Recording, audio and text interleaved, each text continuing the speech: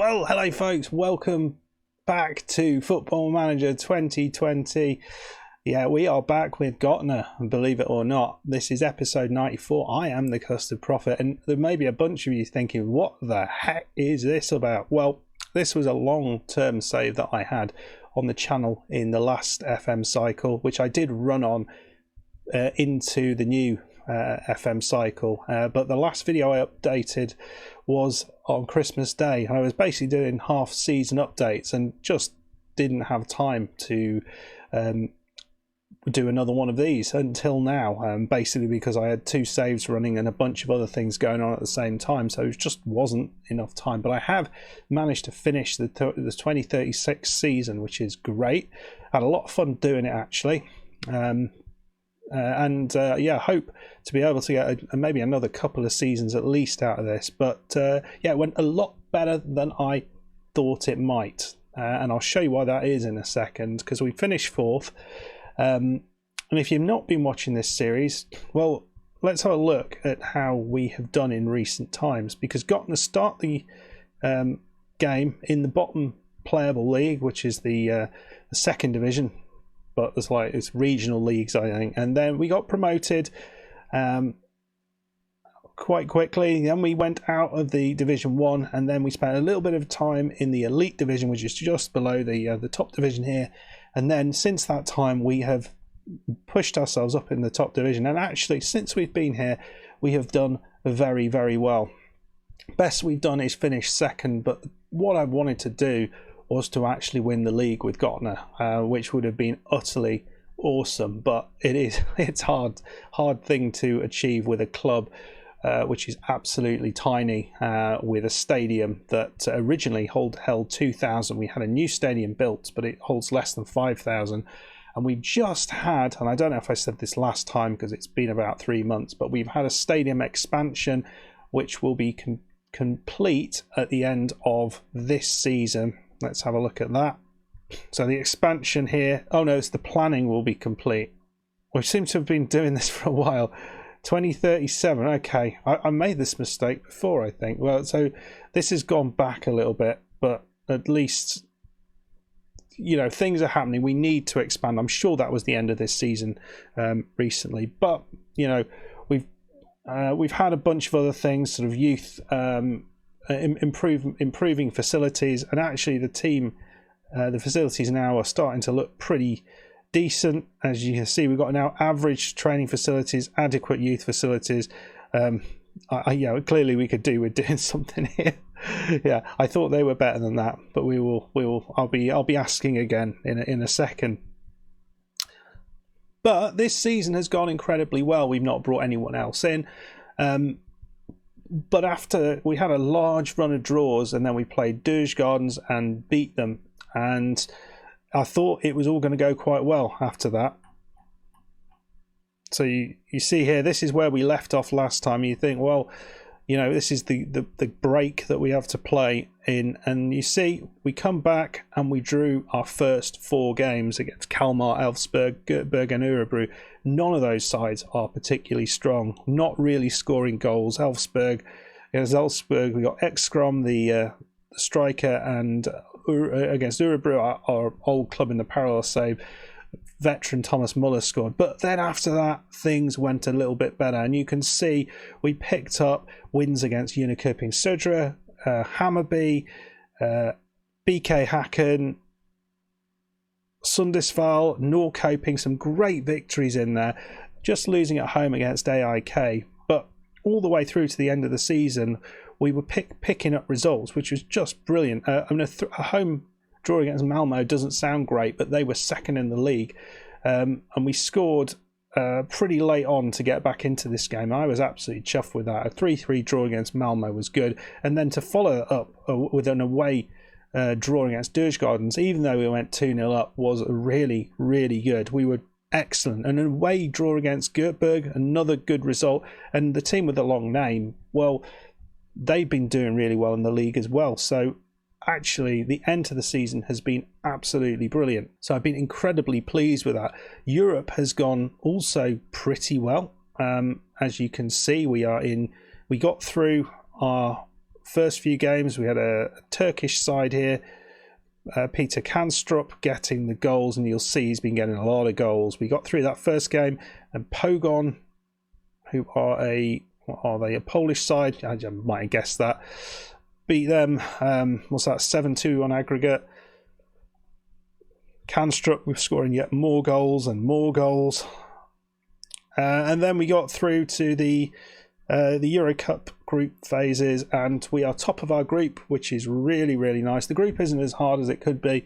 It's not as easy as it could be. There's 3 solid teams in here.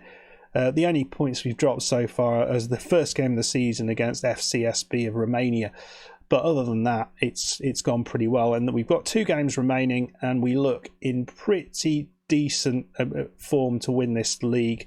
I think even if we lose this game against FCSB, we've then got a home game against Dunstreda, or Dunjaska Streda from Slovakia, who are not the best team in the world either. So pretty damn pleased with that. So I'm not finished that off, but we are looking like we're going to go through that. But I didn't want to go all the way through because the transfer window starting. I wanted a full transfer window to kind of go at. The last few times I've done this in these half-season saves, I've ended up kind of having these shorter transfer windows because I didn't sign anyone until after I completed the group stages. So this time I've got the full time to do my transfer business in. Right then, so 4th was a very, very good result considering all those draws. And actually, we have set a bit of a record at the club. We've just put a record up for 18 games unbeaten, which is a club record. But we have another record, and that is the fewest number of losses in the league. I think the next best was, 7. So we've absolutely smashed that. Just the 15 draws that are the problem. Otherwise, we would be right up there with AIK. So that looks pretty damn good. In terms of the squad, let's have a look how things have been going. So we've got a lot of good average ratings, as you can see. But the real standout player is Peter Kanstrup, who is injured at the minute. 20 goals in the league. Let's have a look at his overall, because his overall is absolutely mad. So 36 goals in 37 games. That is good going. What I was really pleased to see is his partner there, Hans Ekstrom, who we signed in, youngster. I spent a bit of money on him, and he does look like he's improving. You can see he is starting to get the goals, and that is going to be very important next season. So he's not playing a game for Göteborg. We signed him for a lot of money, and he's only scored 7 goals this season, but the majority have come later on in the season. He's really starting to find his feet, which is important. And the reason for that is that Peter Kanstrup, we are not going to be able to get him back on loan next season, which is an absolute disaster. Look what this guy has done over the last 4 seasons for us.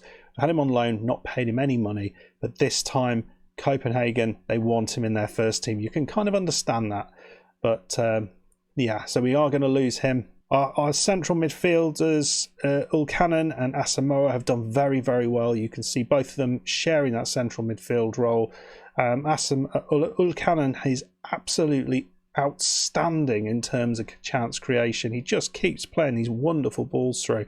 16 vision, 13 passing. That is why he is an absolute beast. He is attracting some interest from, well, various random places. I don't want him to go. Asamoah, the other lad, who is also very good, doesn't have quite the same vision, but he's got a decent pass on him. So those are 2 great players, and I have been trying to play them both together in the centre, and it was working quite nicely. So that looks good.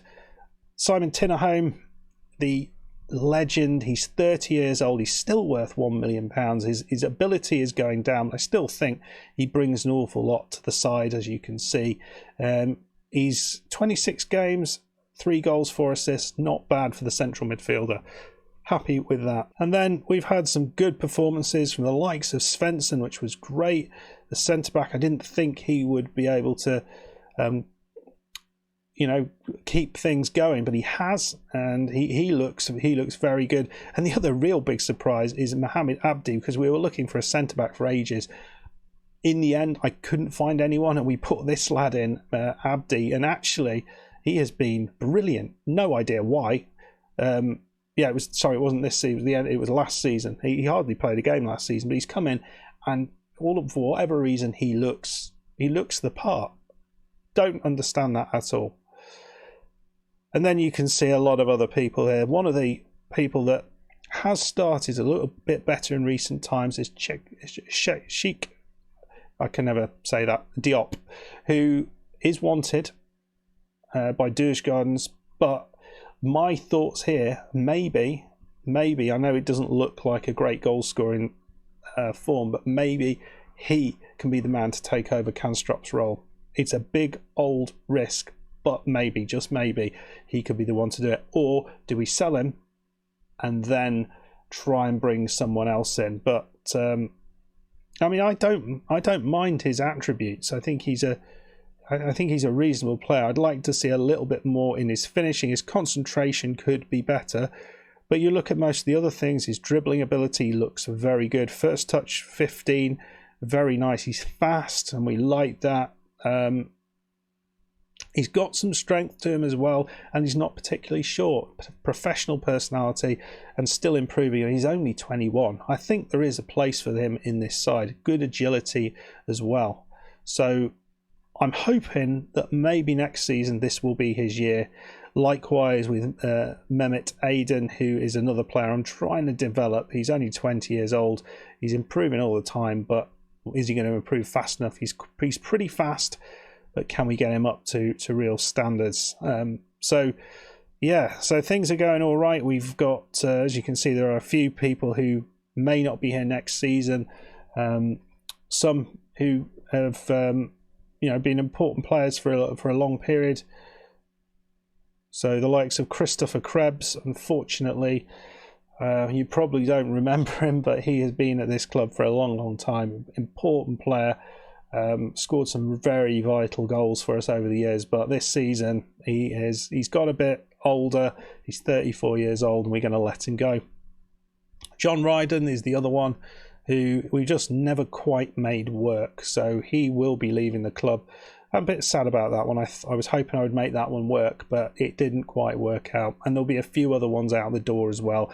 Be interesting to see if any of the players who are wanted, including Kenny Norgren, who has been brilliant this season and last season, only 21 goals. I mean, he is a great, great goalkeeper.